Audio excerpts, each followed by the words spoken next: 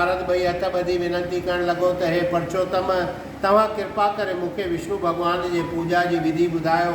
ब्राह्मण ब्रह्मा जी चवणु लॻो त हे नारद, गंडकी नदीअ जे उत्तर ऐं गिरिजा जे ॾखण में 40 कोह धरती महाखेत्र करे सॾिबी आहे। गोमती नदीअ जे चकरनि ऐं सालग्राम जे शिलाउनि सां जल लॻण करे उहा सॼी धरती महापवित्र करे लेखिजे थी। जेको मनुष्य अहिड़ी महापवित्र धरतीअ ते रहनि था उन जे लाइ पाप जा दरवाजा हमेशह लाइ बंदि आहिनि।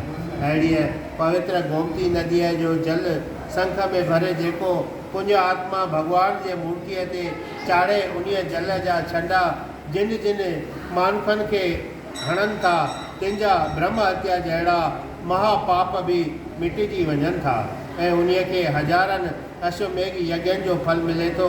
जेको मनुष्य भॻवान जे पूजा जो तुलसी पत्रनि वारो जल सित प्रसाद ॼाणी उहो चरना अमृत पीअनि था उन्हनि खे 10,000